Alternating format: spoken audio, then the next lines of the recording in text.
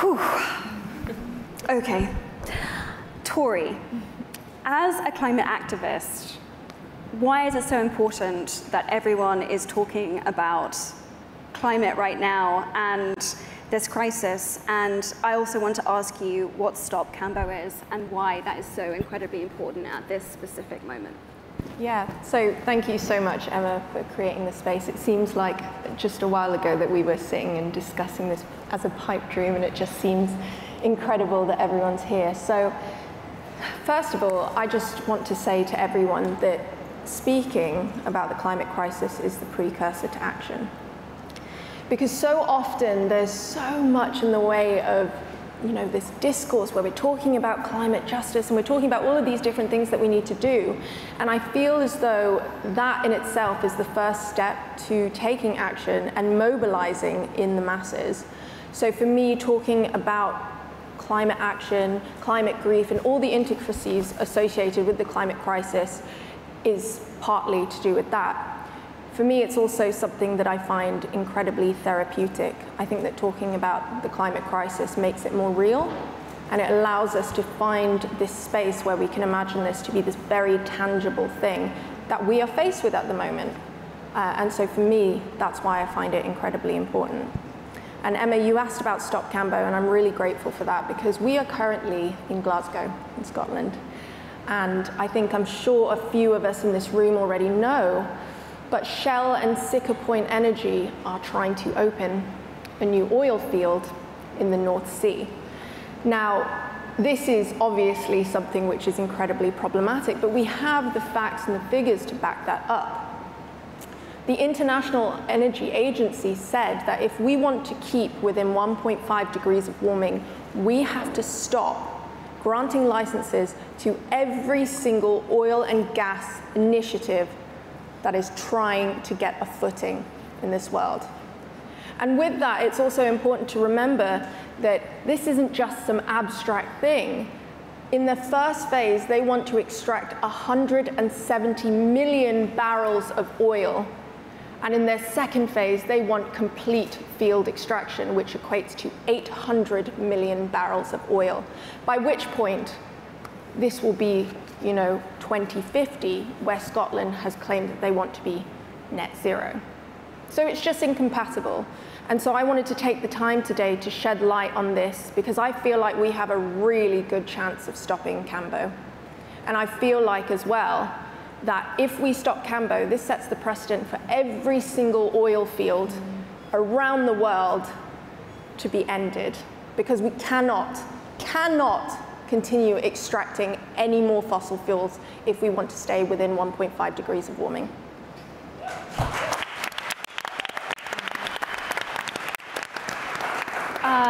Speaking of 1.5 degrees of warming, I wanted to ask Greta, even though you're just 18, you've been at so many of these negotiations now and conversations, and I'm curious what you think needs to be agreed here at COP to keep the world's temperature below 1.5 degrees, to keep that hope real and alive, and what we need to do to hold our leaders to account.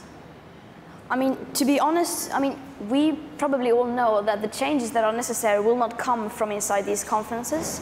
That is the harsh reality. As it is now, the COP has sort of turned into a greenwash campaign, a PR campaign for CEOs, world leaders, politicians to make great speeches that are broadcasted to make it seem like they are taking action. But they are not actually doing that. And even though they say that they care for the planet, that does not reflect on their actions. So it feels like we just need to realize how disconnected from reality these conferences are. We cannot solve a climate crisis which is caused by these systems within the same systems that created it. And so we need to create awareness to make sure that people around the world realize what is happening, or rather what is not happening during these conferences, to put massive pressure on them, because without massive pressure from the outside, they will continue to get away with not doing anything and just continue going blah, blah, blah, not being held accountable. So that's kind of what I think. Since we are so far from what would actually be needed, I think what would we consider a success would be if people realize what a failure this COP is.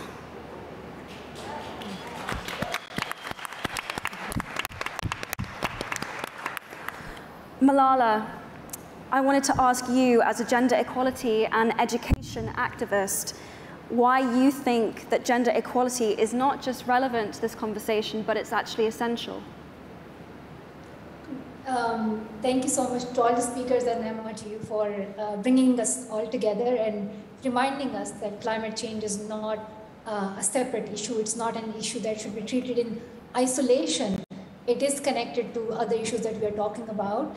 Climate change, girls' education, and gender equality are not separate issues. Young women are disproportionately impacted by climate crisis. And one study that we conducted at Malala Fund shows that 4 million girls this year may not finish their school because of the climate-related events that they will face. Could be from floods to droughts that could cause displacements to even damaging and washing out their schools. And this statistic will only get worse if leaders don't take urgent action. So I hope that at COP26, the work that you are doing, that Malala Fund and other organizations are doing with students, with young activists, will show leaders that the only way forward for us to have a safe, cleaner and better future is to take climate action seriously, to not see it in just isolation, but to see it in relation to other issues as well, from gender equality to girls' education. And we know that the skills that girls learn at school, from critical thinking to creative problem solving, prepare them to be better advocates for themselves. They can secure green jobs and develop solutions to the social justice issues at the root of this crisis. And it also helps countries to build better climate resilience and reduce emissions and grow their economies. So my message is this, that educate girls, ensure that all children around the world can have climate education, they can have gender education, and that they take climate action seriously. There is no time in this. You have to take this seriously and take immediate actions. Thank you, Malala.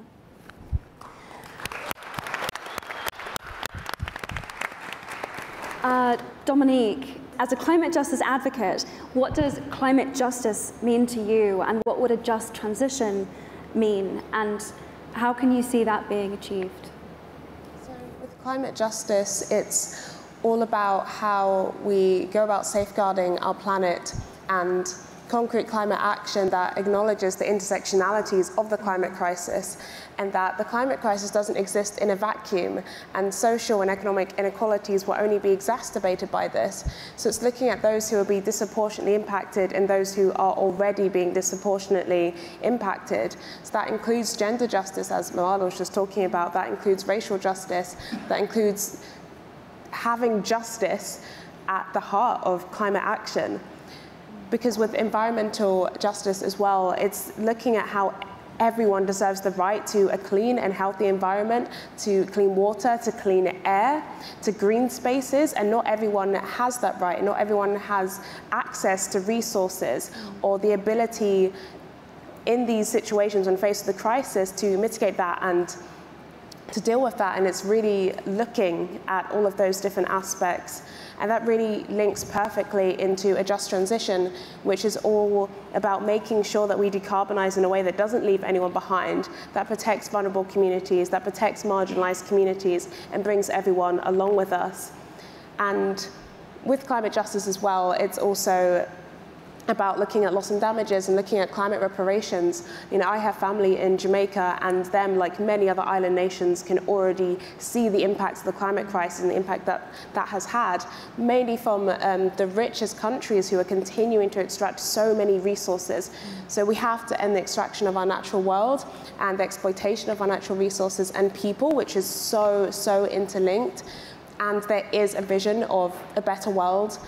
Another world is possible, and we can have justice at the heart of that, and one in which all of these intersectionalities are truly included in that.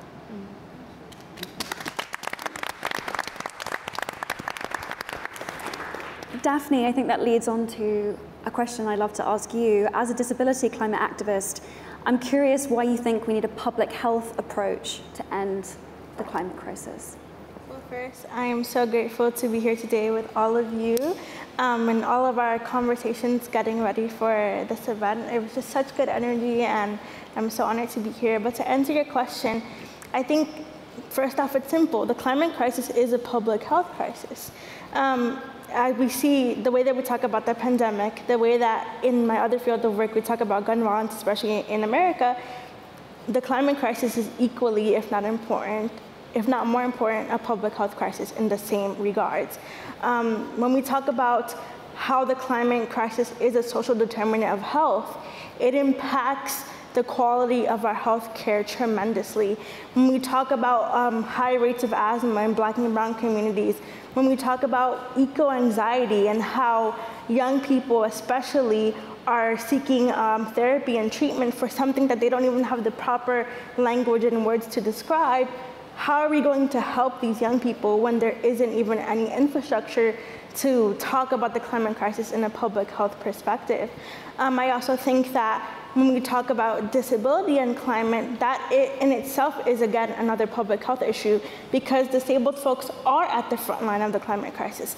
When we think about frontline communities, we usually think about, those of low socioeconomic status, those communities of color, but where are the disabled folks in that conversation? When we think about how our climate is changing, we think about how people are being displaced. And when we talk about evacuations, disabled folks are usually at the bottom of that totem pole when we talk about those with physical disabilities. Additionally, when we talk about the radical shift of our weather patterns, many disabled individuals have heat intolerance and other issues that can be aggravated by climate. And if we cannot have a reliable way to understand the way that where we live is how it's going to change, we're not going to be able to live safely in these environments. I also think that there is an immense amount of ableism that exists inherently within environmental conversations and environmental justice in general. When we look at the past years, how the globe really has been fixated on banning plastic straws. Things of that nature, plastic straws and other equipment, are literal lifelines for many disabled folks to nourish themselves, to be able to drink and eat. I shouldn't be able to go to a restaurant, ask for a straw, and then be judged by the server because I'm simply trying to enjoy my food just like everyone else. And I think it's, again, the same way how the fossil fuel industries have put the individual responsibility on us. The same thing goes for the disabled community. It is not our responsibility. We should be able to have alternatives that allow us to live our lives to the best quality possible while still being able to be conscious about our environment. But having conversations around banning plastic and things of that nature are inherently ableist, and we're not going to solve the climate crisis by having ableism at the forefront.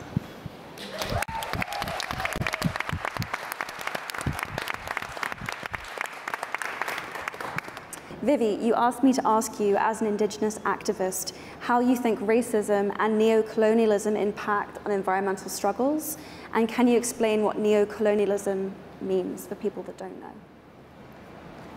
Claro que sí. En primer lugar, reconozco este espacio y pedía precisamente la solicitud puntual de esta pregunta, porque reconozco además que es un escenario único, histórico para muchas de nosotras. Es decir, acá estamos enviando un mensaje claro, y es que hablar de activismo climático no es simplemente y en abstracto hablar de luchas individuales que se generan en algún espacio del mundo.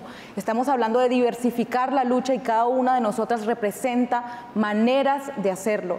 Y es en la diversidad donde se empieza entonces a tejer y generar respuestas.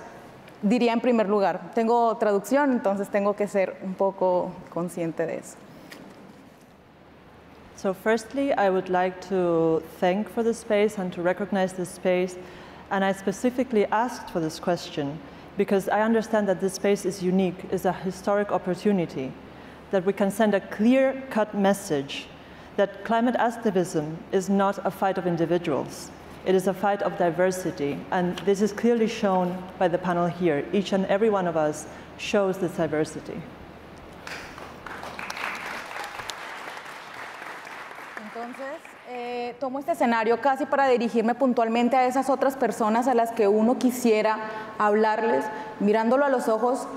Digo que el racismo es puntualmente eso, tiene que ver con invisibilización, tiene que ver con además la pretensión de quitarle dignidad a pueblos que históricamente han tenido dignidad. Los pueblos indígenas son dignos, no hay que hablar de ellos como voces que no existen o que no están. Es que uno no reconoce, sinceramente, uno no reconoce y no ve lo que no quiere ver, pero las voces están ahí.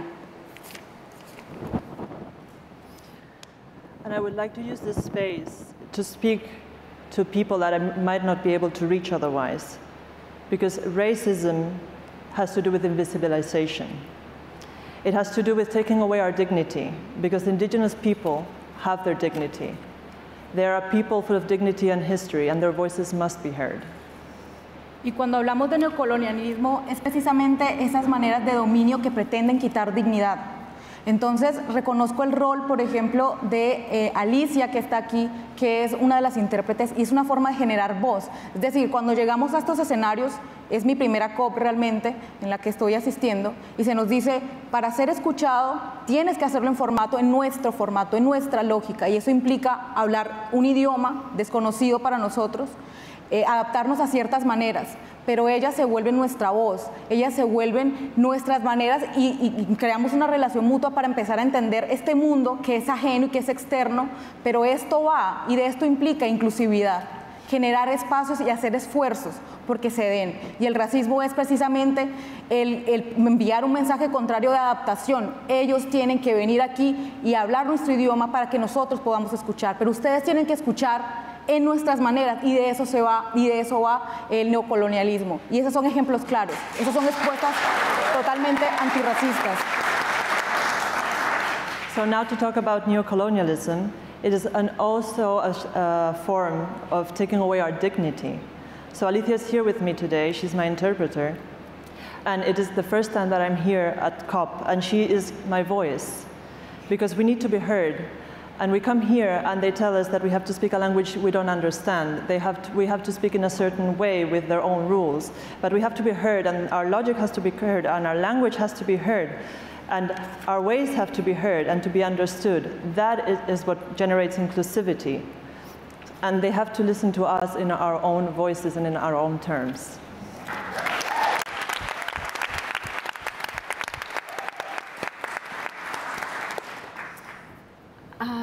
I think it's so important what you're saying, and I'd love to give you more time now. I wanted to ask you, you talked to me earlier this morning about Cosmos, and I'd love to understand a little bit more about what you explained to me. Hablaba de cosmovisión y decía, podemos amarrar esta pregunta a esta otra, hablando de cosmovisión. Y en más de una ocasión ha sido, ¿qué es esto de la cosmovisión? Y yo creo que de eso va cuando hablamos de respuestas antirracistas. Es decir, empezar por generar el interés, no solamente en la diversidad del otro, simbólica, no solamente en el aspecto simbólico de ese otro, sino del interés puntual de su voz, de su forma de pensar, de la forma de entender el mundo. Yes, I wanted to add this to the first question, because I'm usually asked, what is Cosmovision? Well, it is our answer to racism. It goes far beyond this symbolism of diversities, a concrete answer to, again, answer this attack on us that is racism. La cosmovisión es precisamente entrar a lo más profundo de las preguntas que se hace el ser humano, y es por la existencia. ¿Quién soy? ¿Cómo me entiendo en el mundo? ¿Cómo me relaciono con él? Y yo diría que es ahí, en el corazón de esas preguntas, que empezamos a generar respuestas, y lo que nos ha llevado a la crisis que hoy reconocemos, y todas las mujeres maravillosas con las que me encuentro han reconocido también, y muchos líderes lo reconocen, pero se niegan a tomar respuestas inmediatas. And Cosmovision tries to understand and to answer existential questions. Who are we? What is our relationship with Mother Earth? And it is at the heart of these fundamental questions that we find the answers to this crisis, and the answers that the world leaders have to hear to actually end this crisis. Para el pueblo arhuaco de donde yo vengo, para ser muy concretos, porque en realidad es muy amplio el tema, Nosotros los arhuacos entendemos que la Sierra Nevada se sitúa en el corazón del mundo. Los científicos se preguntarían, ¿es o no es el corazón del mundo? Y buscarían probarlo. Los arhuacos lo que hacemos es reconocemos que es el corazón del mundo y lo protegemos, porque es lo más sagrado que tenemos, es nuestra tierra, es nuestra casa. Entonces, en ese sentido, los arhuacos al nacer se nos asigna una responsabilidad, independiente de lo que usted entienda por existencia, responda a esa existencia con corresponsabilidad. So I come from the Arhuaco community, and we believe that Sierra Nevada, our region, is the heart of the world. So scientists might not agree with us that it's the heart of the world, but we believe so, and we protect our home and our territory and our earth because it is sacred for us. We are each born in our community with a responsibility, with a co-responsibility towards Mother Earth.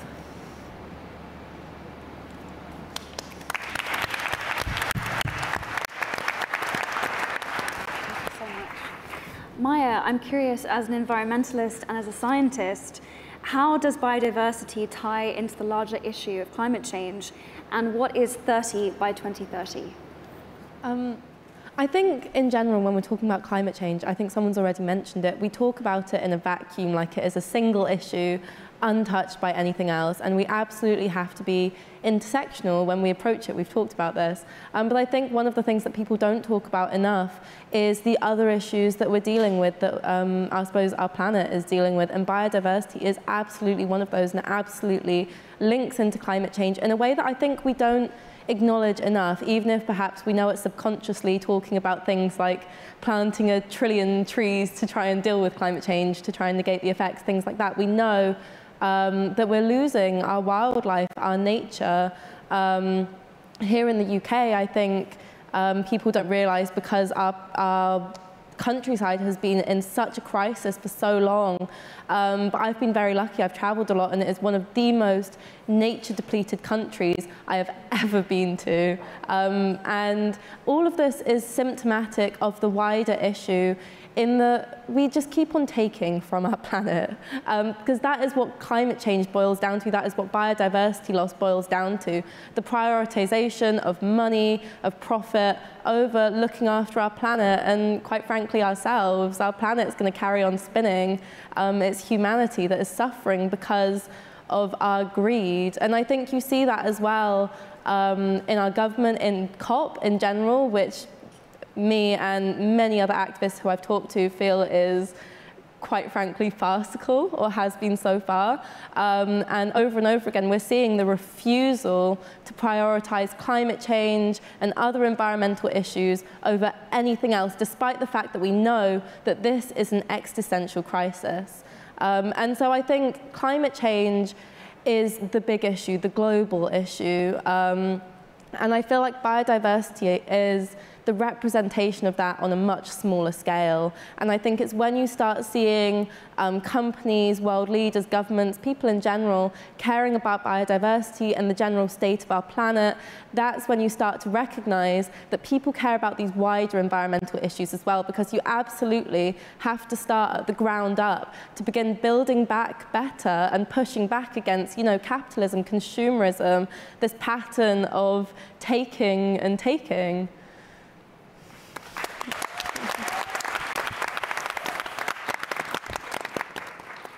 Thank you. Vanessa, this is an area that you've worked in extensively. Why are governments being asked to stop burning fossil fuels today? And do we think that this is realistic? Just use this. Hi, so happy to be with all of you guys. I think that if we are to have a chance to limit global temperatures to 1.5 degrees, we have to stop, governments have to stop all new fossil fuel developments. And I just also want to talk about how 1.5, how we all look at 1.5 as our salvation, I should say. And I think it really disconnects from what is happening on the ground. I can say that at 1.2 degrees, it is already hell and catastrophic for many communities in my country, across Africa, across the global south. And it's evident that with the rising global temperatures, the weather patterns are continuously changing, they're continuously being disrupted, and people are losing their homes, people are losing their farms, people are losing their businesses and their livelihoods. So to stop all new fossil fuel developments will give us a chance to, 1.5 degrees, but I can say that 1.5 degrees will not be safe for communities like mine, because even right now, it's already evident that the climate crisis is ravaging different parts of the African continent, which is ironic given that Africa historically is responsible for only 3% of global emissions.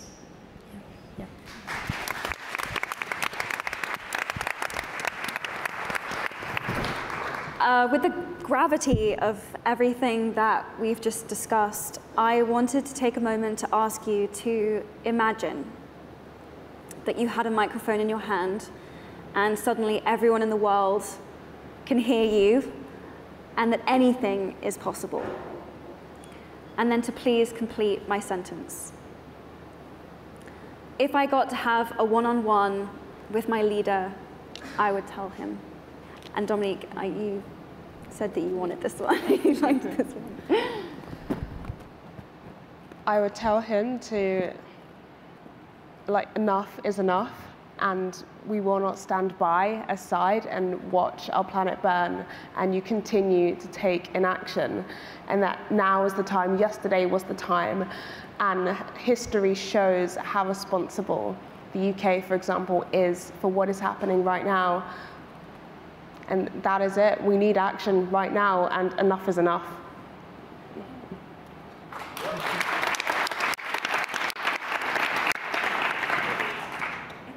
Everyone know this one piece of indigenous wisdom, I would say.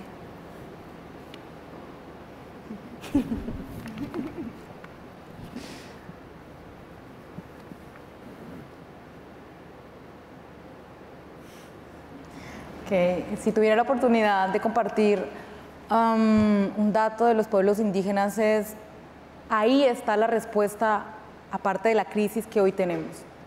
Y solo generando voz podemos encontrarla, pero haciéndolo realmente. So if I could just pick one of the main indigenous wisdom that we have, is that the indigenous people have the answer to this crisis, but only if they're heard in their own voices and their own terms.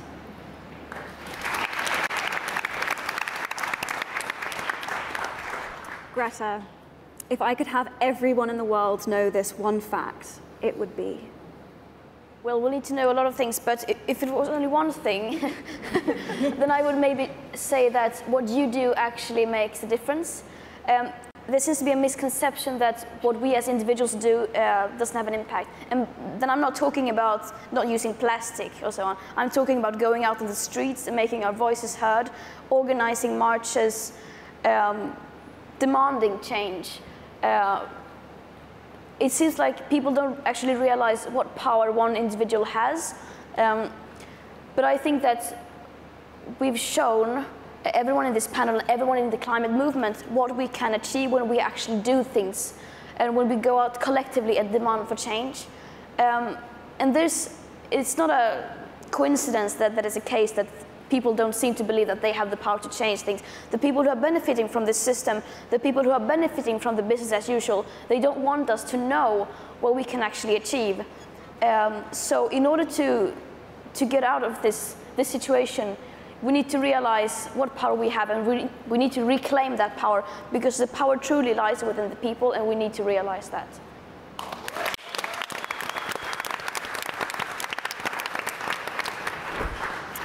Daphne, If I could instate this one law starting tomorrow, it would be?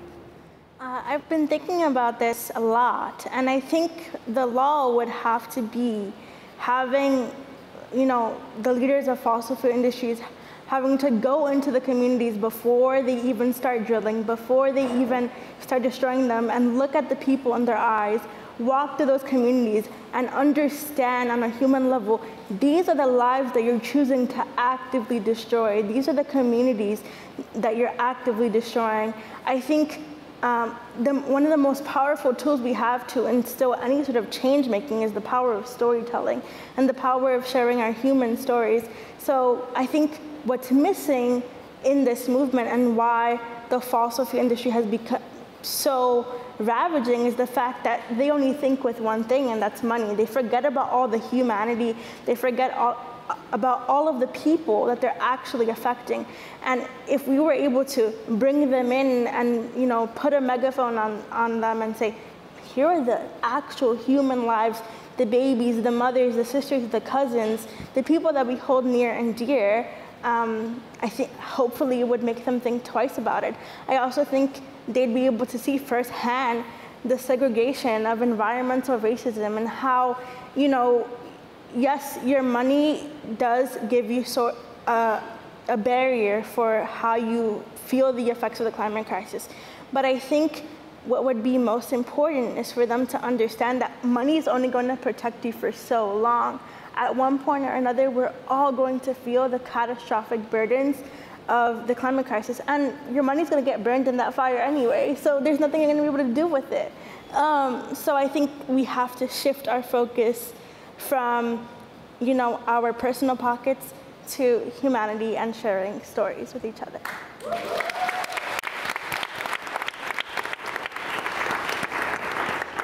Vanessa, if I could make corporations and businesses do this, I would. Thank you. I would make them understand that we cannot eat coal, we cannot drink oil, and we cannot breathe so-called natural gas.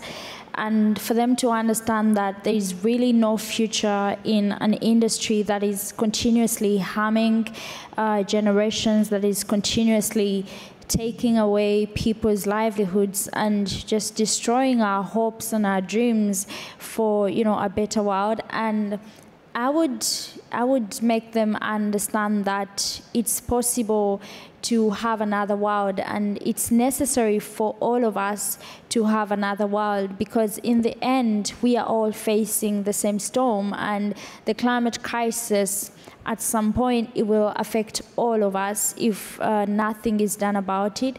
So I would also make them understand that if we are to get another world, it won't just be for us, it will be for all of us, whether you're speaking or you're not speaking. Yeah.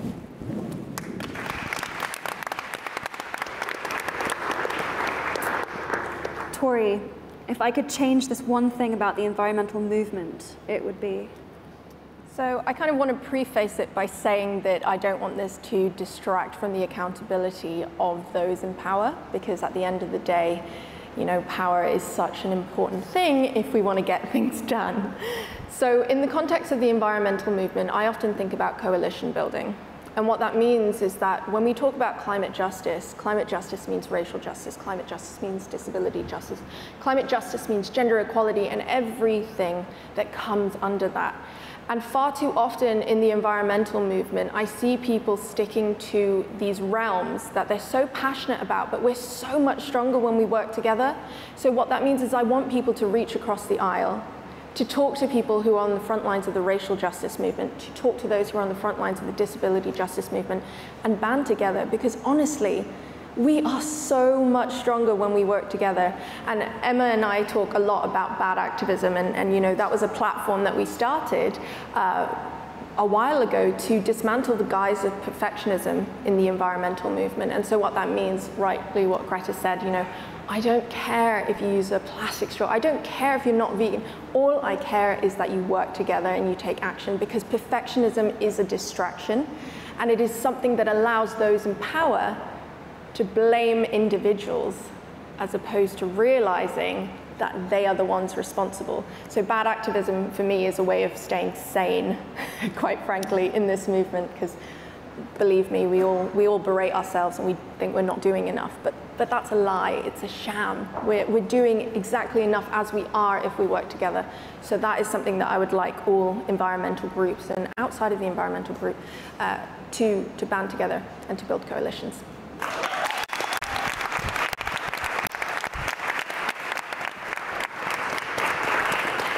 Maya, this is the 94th COP. If I could make next year different, I would. This isn't going to be a sentence, sorry. I mean, I think, yeah, you're right. There have been 26 COPs. It's been going on since 1994. That's such a long time. We've known about climate change for such a long time. There is clearly something that is not working. I think personally, one of my biggest issues with COP and with conferences like this in general is that it's still incredibly hierarchical, and the fact that these Western nations absolutely still have the main governing power within these conversations, despite the fact that these are issues affecting the Global South, people in the Global South, by far the most. And we're still seeing that legacy of colonialism today within these politics, and that absolutely has to be pushed back against in some shape or form. We need to be listening to the voices of activists from the Global South, indigenous activists more. We need to be prioritizing the priorities of leaders from the Global South. You can have things like amazing speeches from the Barbados and places like that, and then people just sort of ignore it once it's done, and we have to push back against that. But I think in general, you know, my family's from Bangladesh, and that is a country that has about 5 million climate change refugees living in the capital city right now. That number's increasing every day. And to be honest, I would quite like our world leaders to have to go and to look those people in the eye and to acknowledge that those people are suffering because of lack of action from them.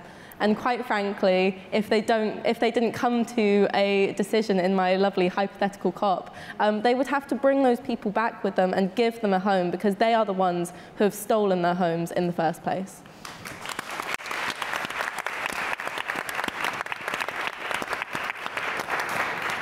Malala, if everyone could magically have read one book starting now, I would pick A Bigger Picture by Vanessa Nakate. Vanessa is an inspiration and indispensable voice for our future. So we must read her book right now and listen to the voices of all these activists we have here at the table. And you know, the root cause, the root problem is the same. That is prioritizing profit over people and the planet. And we are telling all of you how it is impacting different segments and parts of society, from women and girls to indigenous communities. So I think we are all here for the same issue, and we are telling you that, you know, climate change should not just be treated as an issue in isolation, but it is impacting all of us in many different ways. So we need immediate action in this issue.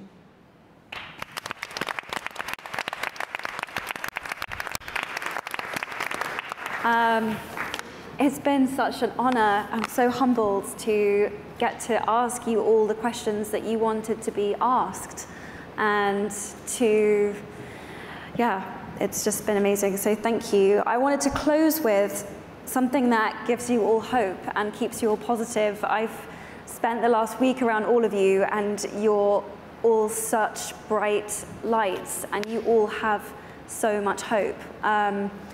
And so that was just how I wanted to close. If there was something that you wanted to share that made you hopeful.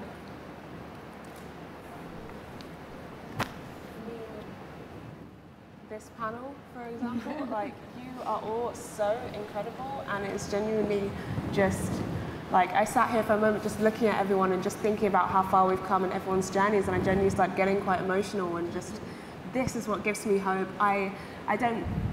This is where I get the hope. I get the hope from us. I get the hope from the people. I get the hope from everyone out on the streets. I get the hope from the movement, and that is what has really pushed me forward. And just the power that we all have, and we have seen in the past just how much just how movements can be so monumental, and that's what gives me hope, and we're pushing forward, and another world is possible, and all that we can save is just so beautiful, and we're going to get there, and everyone here, and everyone out on the streets, and everyone in our movement that I work with every day makes me believe that.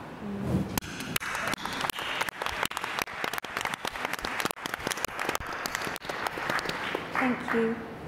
I think I can also echo what Dominique was saying, where this literally started as an idea and it's flourished, and it's really beautiful to see everybody here. And I also want to give a really big shout out to Vivi. We met 2 years ago in Cartagena, and that was the start of Sail for Climate Action, Unite for Climate Action, and to see you sitting here next to me after 2 years is joy. It's so much joy. So thank you. Yo solo no tengo palabras fuera de todo esto.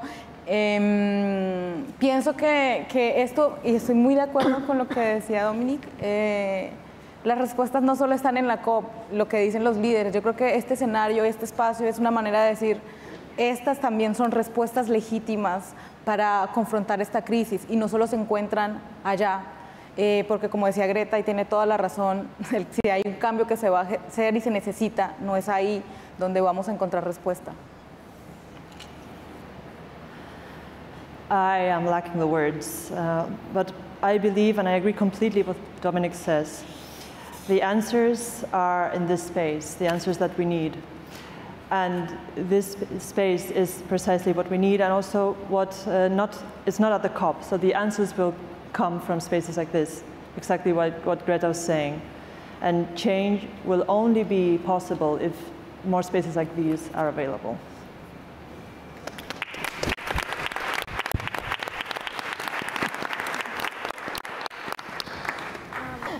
What gives me hope is the fact that Gen Z is not waiting. We're doing this work right now. We are holding our electeds accountable, but we're also becoming electeds. In America, back at home, you know, in our congressional elections, we're seeing the highest number of Gen Z candidates ever. I myself ran for election 2 years ago, won my position in my community, and I get to represent.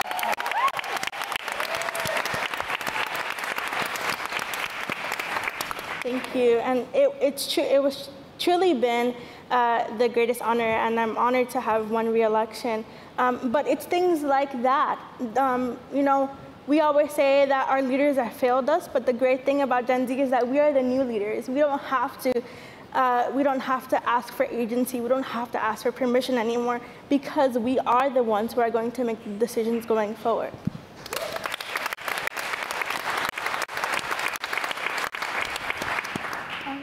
I think, like, obviously the same as everyone, there are so many amazing people in this movement. And I think for me personally, because I've been doing environmental campaigning for 8 years now, and even in that period, seeing the amount of momentum that this movement has gained, the hundreds of thousands of people who have been pouring out into the streets to make their voices heard, I feel every day, like, you know, whenever I feel tired, you know, so many people care so passionately. And I think, you know, this movement has no option to succeed.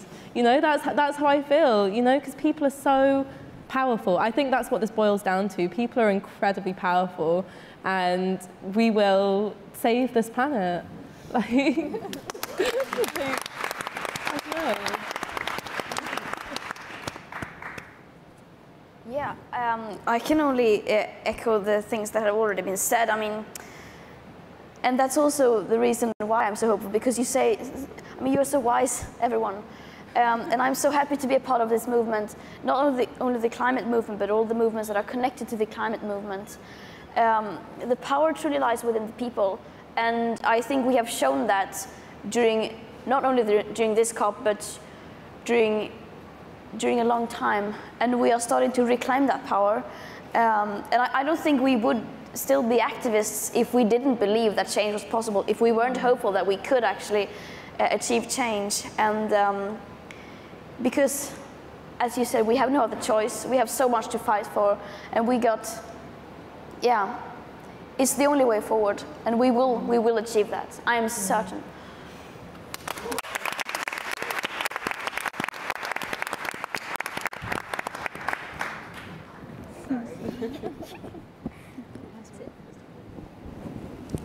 Yeah, I think mine is the same with everyone else, because I remember a time when I didn't have the strength to continue striking, because it felt like we continued to strike and the disasters continued to happen and the leaders continued not to do anything about it. And it was a moment of, sadness and frustration and depression, and I just couldn't strike. But when I got out of that situation, I decided that I will have hope, and I started to understand that I wasn't alone, and this was a global movement, and I just started to, feel like I'm part of all these amazing people who are organizing and mobilizing, and to also understand that if I need to rest and not strike on a specific Friday, I would know that someone out there is still speaking. And I also believe that if they also feel they need to rest, I will also be speaking. So I think that is something that has really given me hope in the movement, to know that there are so many people who are mobilizing and organizing for a better future, and to know that I can rest when I need to, because someone else will still be, speaking up. So thank you, guys. Yeah. Malala, final note from you. What gives you hope? What gives me hope is the voices of young people around the world asking for change. And for as long as there's will, for as long as there's this passion for change, we must all remain optimistic. I think there is no choice but to carry on with this passion. If we don't take any action, I think we would be in a far worse situation. And we know that from history. Our ancestors, our parents, grandparents have done so much for us in the past decades, and then even centuries back. The women's movement and other activists, the work that they have done has brought us to this stage. So I am hopeful that we can leave something meaningful for our future generations as well. And so I'm really grateful to each and everyone who is doing their part of the job and making this world a better place for all. But I would like to ask you, Emma, what gives you hope today?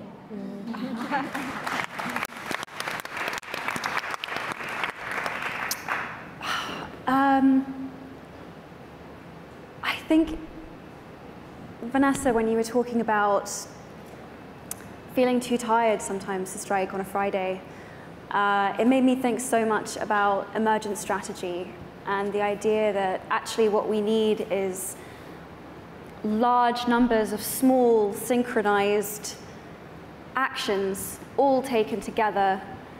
And I think we have cults of personalities and individuals, and we put so much pressure and weight on individuals and certain characters to carry things in a way that's really unhealthy and actually doesn't mimic so much of what is successful in nature. And I think getting to be part of this group and meet these women and to see how the climate movement is this large force, this big force of people taking small, manageable size actions, really gives me hope and inspires me, because I know that it can be sustained, that it is sustainable, and it is possible and achievable. It's lots and lots of people doing small things every day that I think will get this done. That gives me hope.